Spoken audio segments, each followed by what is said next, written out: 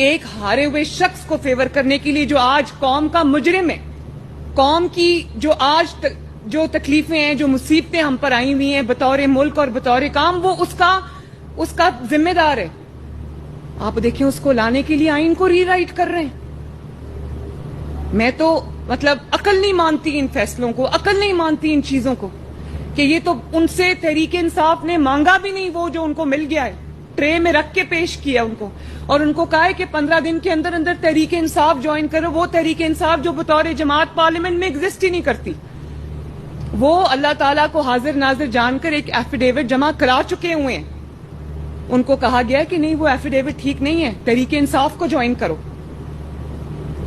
مجھے تو انسان کی عقل دنگ رہ جاتی ہے کہ یہ کون ہے جن کو آج ملک کی ترقی، ملک آگے بڑھتا ہوا اچھا نہیں لگ رہا، اور اس کے لیے وہ آئین کو ری رائٹ کر رہے ہیں. بڑی آج خیبر پختونخوا میں 11واں سال ہے ان کی حکومت کو. کیا کر لیا خیبر پختونخوا میں؟ پاکستان کا 4 سال میں جو بیڑا غرق کیا ہے وہ خیبر پختونخوا میں 11 سال ہو گئے ہیں. ایک سڑک آپ کو نظر نہیں آئے گی، ایک کام آپ کو نظر نہیں آئے گا. یقین مانے ابھی میں گئی ہوئی تھی خیبر پختونخوا، یہ جو 2 چھٹیاں تھیں، تو میں حیران رہ گئی. جہاں پنجاب ختم ہوتا ہے اور خیبر پختونخوا شروع ہوتا ہے، وہاں پر ترقی ختم ہوتی ہے اور تنزلی شروع ہوتی ہے.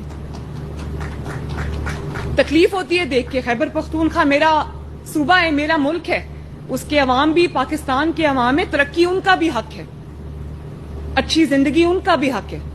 لیکن نااہلی آپ دیکھیں، صرف سیاسی نعرے بازی، صرف بدتمیزی، بد تہذیبی، نااہلی، نالائکی، اور اپنی فرائض سے بطور سیاسی جماعت اپنے فرائض سے مجرمانہ غفلت، اس کے علاوہ اور ہے کیا ان کے پاس؟